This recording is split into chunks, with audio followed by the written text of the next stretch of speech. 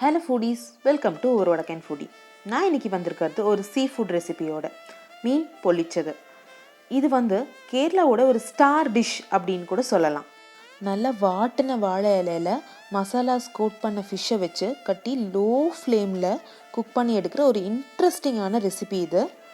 யூஸ்வலாக இந்த மீன் பொள்ளிச்சது கரிமீன் வச்சு தான் பண்ணுவாங்க. பட் எனக்கு இங்கே கரிமீன் கிடைக்காதனால நான் பாம்ஃப்ரெட் வச்சு பண்ணியிருக்கேன். இந்த ரெண்டில் எந்த ஃபிஷ் வேணாலும் நீங்கள் வச்சு பண்ணிக்கலாம். இப்போது நம்ம இதுக்கு தேவையான இன்க்ரீடியன்ட்ஸ் என்னென்னு பார்க்கலாம். நான் இங்கே சில்வர் பாம்ஃப்ரெட் எடுத்திருக்கேன். இதை தமிழில் வவ்வால் மீன்னு சொல்லுவாங்க, அப்புறம் மலையாளத்தில் ஆவோலின்னு சொல்லுவாங்க. அதை நல்லா க்ளீன் பண்ணி எடுத்துருக்கு பாருங்கள், உள்ளெல்லாம் எதுவும் இல்லை. இந்த மாதிரி க்ளீன் பண்ணி நீங்களும் எடுத்துக்கோங்க. அதுக்கப்புறம் நான் ஐஸையும் ரிமூவ் பண்ணிட்டேன். அப்புறம் சைடில் இருக்கிற இந்த ஃபின்ஸையும் ரிமூவ் பண்ணிட்டேன். இது ஒரு 3/4 கிலோ இருக்குது இந்த மீன். அப்புறம் ஒரு பெரிய வெங்காயத்தை இந்த மாதிரி கட் பண்ணி எடுத்திருக்கேன். 2 தக்காளியை இந்த மாதிரி கட் பண்ணி எடுத்திருக்கேன். கொஞ்சம் கருவேப்பிலை, அப்புறம் ஒரு 1 tablespoon ginger garlic paste, அப்புறம் ஒரு 1 கப் சின்ன வெங்காயத்தை இந்த மாதிரி கீரி எடுத்திருக்கேன். அப்புறம் ஒரு 2 டேபிள் ஸ்பூன் கொரியாண்டர் பவுடர், ஒரு 1/4 டேபிள் ஸ்பூன் டர்மரிக் பவுடர், அப்புறம் ஒரு 1 டீஸ்பூன் பெப்பர் பவுடர், ஒரு 4 சில்லியை இந்த மாதிரி கட் பண்ணி எடுத்திருக்கேன். அப்புறம் ஒரு 1 டேபிள் ஸ்பூன் சில்லி பவுடர், கொஞ்சம் சால்ட்டு, அப்புறம் ஒரு 1 டேபிள் ஸ்பூன் லெமன் ஜூஸ். அப்புறம் நமக்கு தேவையான இன்க்ரீடியண்ட் வாழை இலை.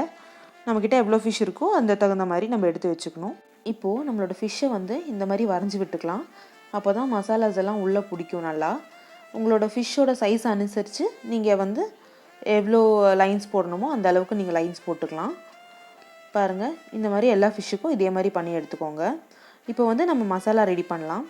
நான் எடுத்து வச்சுருக்கிறதுலேருந்தே ஒரு 2 டீஸ்பூன் சில்லி பவுடர், அப்புறம் ஒரு 1 டீஸ்பூன் பெப்பர் பவுடர், அதுக்கப்புறம் கொஞ்சம் மஞ்சள் பொடி, அப்புறம் நமக்கு தேவையான அளவு உப்பு, இதெல்லாம் ஆட் பண்ணிவிட்டு கொஞ்சம் கோகனட் ஆயில் ஒரு 1 டீஸ்பூன்லேருந்து 2 டீஸ்பூனுக்குள்ளே கோகனட் ஆயில் ஆட் பண்ணி இதை நல்லா பேஸ்ட் மாதிரி மிக்ஸ் பண்ணி எடுத்துக்கலாம். இந்த மாதிரி பேஸ்ட் மாதிரி நல்லா மிக்ஸ் பண்ணதுக்கப்புறம் நம்ம ஃபிஷ் மேலே இதை நல்லா கோட் பண்ணி விட்டுக்கலாம். இது இந்த வரைஞ்சது மேலேயும் அதுக்கப்புறம் உள்ளேயும் நல்லா இந்த மாதிரி அப்ளை பண்ணி விட்டுக்கோங்க. அப்போ தான் நமக்கு உள்ளேயும் நல்லா மசாலாஸ் எல்லாம் பிடிக்கும். இந்த மாதிரி அப்ளை பண்ணிவிட்டு இதை ஒரு 20 to 30 minutes நல்லா மேரினேட் பண்ணி வச்சுக்கோங்க. அப்போ தான் மசாலாஸ் எல்லாம் நல்லா ஃபிஷ்ஷில் பிடிக்கும். பாருங்கள், நான் எல்லா ஃபிஷ்ஷுக்குமே இந்த மாதிரி அப்ளை பண்ணி எடுத்துட்டேன். 30 minutes நல்லா மேரினேட் பண்ணி வச்சதுக்கப்புறம் நம்மளோட பேனில் கோகனட் ஆயில் ஆட் பண்ணி இதை ஜஸ்ட் ஈச் சைட் 2 minutes மட்டும் ஃப்ரை பண்ணி எடுத்தால் போதும். ரொம்ப நேரம் ஃப்ரை பண்ணணுன்னு அவசியம் கிடையாது. பிகாஸ் நம்ம திருப்பியும் இதை பேக் பண்ண போகிறோம். அதனால் ஒரு 2 minutes மட்டும் இதை ஃப்ரை பண்ணி எடுத்துக்கலாம். ஒரு சைடும் ரொம்ப முறிஞ்சு கிடைக்கணும் அப்படின்லாம் அவசியம் கிடையாது. ஜஸ்ட் ஒரு குக் ஆனாலே போதும். இது பாருங்கள், அவ்வளோதான். இந்த அளவுக்கு ரெடி ஆனாலே நமக்கு போதும் ஃபிஷ்ஷு. இந்த மாதிரி எல்லா ஃபிஷ்ஷையும் நீங்கள் ஃப்ரை பண்ணி எடுத்துக்கோங்க. பாருங்கள், இப்போ நான் எல்லா ஃபிஷ்ஷையும் அதே மாதிரி 2 minutes போட்டு ஃப்ரை பண்ணி எடுத்திருக்கேன். இப்போ இதுக்கு தேவையான மசாலா எப்படி ரெடி பண்ணுறதுன்னு பார்க்கலாம். நான் அதே ஃபிஷ் ஃப்ரை பண்ண அதே பேனில் திருப்பி கோகனட் ஆயில் ஆட் பண்ணிவிட்டு நம்ம கட் பண்ணி வச்சுருக்கிற இந்த சின்ன வெங்காயமும் பெரிய வெங்காயத்தையும் ஆட் பண்ணுறேன். நான் அதே பேனில் தான் பண்ணுறேன், நீங்களும் அதே மாதிரி ட்ரை பண்ணுங்கள். அது கூடவே நம்ம இது வணங்கிறதுக்காக கொஞ்சம் உப்பு ஆட் பண்ணிக்கலாம். உப்பு ஆட் பண்ணால் நமக்கு இந்த வெங்காயம் சீக்கிரமாக வணங்கி கிடச்சிரும். அதுக்கப்புறம் அது கூடவே நம்ம எடுத்து வச்சுருந்த ஜிஞ்சர் கார்லிக் பேஸ்ட்டையும் ஆட் பண்ணிக்கலாம். நான் இந்த மாதிரி க்ரஷ் பண்ணி தான் எடுத்திருக்கேன். நீங்கள் பேஸ்ட்டாகவும் போட்டுக்கலாம். இது நல்லா பச்சை வாசம் போனதுக்கப்புறம் க்ரீன் சில்லியும் ஆட் பண்ணிக்கலாம். அதுக்கப்புறம் கொஞ்சம் கருவேப்பிலை இதையும் ஆட் பண்ணிவிட்டு நல்லா வறுத்துக்கலாம். அதுக்கப்புறம் நம்ம எடுத்து வச்சுருந்த பொடியில் கொஞ்சம் டர்மரிக் பவுடர், அப்புறம் கொரியாண்டர் பவுடர், அதுக்கப்புறம் சில்லி பவுடர், இதெல்லாம் உங்கள் காரத்துக்கு ஏற்ற மாதிரி நீங்கள் ஆட் பண்ணிக்கோங்க.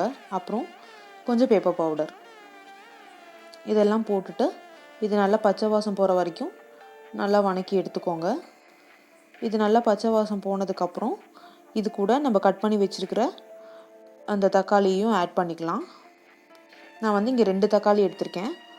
நீங்கள் உங்களோட ஃபிஷ் அனுசரித்து உங்களுக்கு எவ்வளோ வேணுமோ அந்த குவான்டிட்டி எடுத்துக்கோங்க. அதுக்கப்புறம் கொஞ்சம் லெமன் ஜூஸ், இதில் ஒரு 1 டேபிள் ஸ்பூன் லெமன் ஜூஸ் இருந்திருக்கும். இதையும் ஆட் பண்ணிவிட்டு நல்லா வணக்கி விட்டுக்கோங்க. அதுக்கப்புறம் நம்மளோட தக்காளி வந்து ஈஸியாக குக் ஆகிறதுக்காக நான் இங்கே வந்து கொஞ்சமாக தண்ணி ஆட் பண்ணிக்கிறேன். கொஞ்சமாக ஆட் பண்ணிங்கன்னா போதும், ஒரு 2 டேபிள் ஸ்பூன் அளவுக்கு ஆட் பண்ணிங்கன்னா போதும். நிறையா ஆட் பண்ணிங்கன்னா அப்புறம் தண்ணி ஆகிடும். இது வந்து நல்லா தொக்கு மாதிரி கிடைக்கணும், அந்த அளவுக்கு நம்ம இதை வந்து வணக்கி எடுத்துக்கணும். பாருங்கள், இந்த மாதிரி தான் இருக்கணும், நல்லா தொக்கு மாதிரி. இந்த மாதிரி ஆனதுக்கப்புறம் நீங்கள் ஸ்டவ் ஆஃப் பண்ணிக்கலாம். அதுக்கப்புறம் வாழை இலையில் இந்த மாதிரி ஸ்டெம்மை இந்த மாதிரி கட் பண்ணி எடுத்துக்கோங்க. இதை தான் நம்ம வந்து கட்டுறதுக்கு யூஸ் பண்ண போகிறோம். இலையை நல்லா மடித்து கட்டுறதுக்கு இந்த ஸ்டெம் தான் யூஸ் பண்ண போகிறோம். அதனால் இந்த மாதிரி தின்னாக கட் பண்ணி எடுத்துக்கோங்க. அடுத்த ப்ராசஸ் என்ன அப்படின்னு பார்த்தீங்கன்னா, நம்மளோட வாழை இலையை நம்ம இந்த மாதிரி அடுப்பில் வச்சு வாட்டி எடுக்கணும். ஏன்னா இது வந்து சீக்கிரமாக கிழிஞ்சு போயிடும். அதனால் அடுப்பை வந்து மீடியம் ஃப்ளேம் வச்சு இந்த மாதிரி வாழை இலையை வாட்டி எடுத்துக்கோங்க.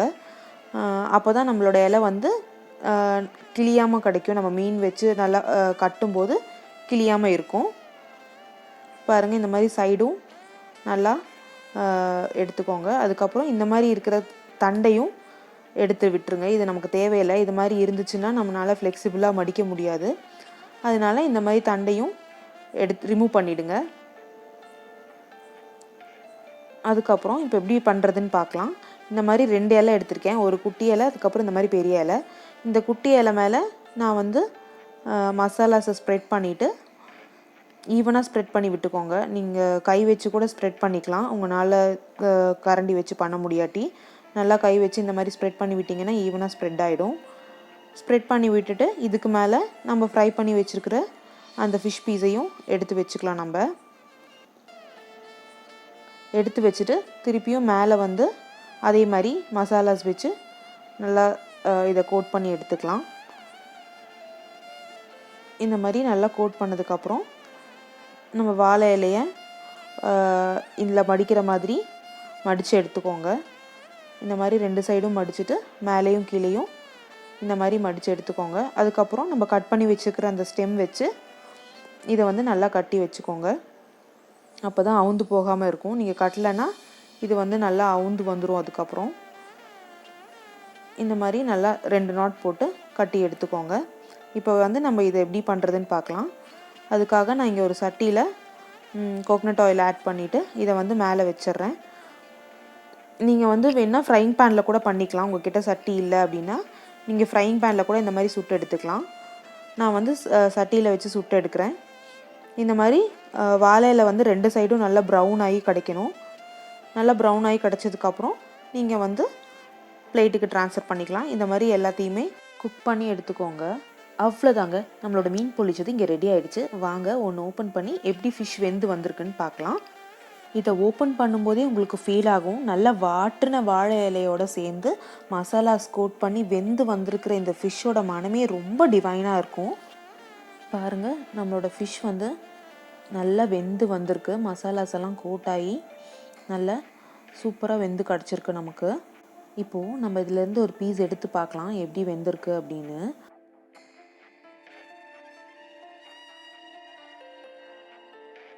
பாருங்கள், இந்த மசாலாஸ் கூட சேர்ந்து இந்த ஃபிஷ் நல்லா குக்காகி வந்திருக்கு. பார்க்கவே டெம்டிங்காக இருக்குது. நார்மலாக நம்ம பண்ணுற ஃபிஷ் ஃப்ரை விட்டுட்டு ஒரு தடவை இந்த மாதிரி ட்ரை பண்ணி பாருங்கள்.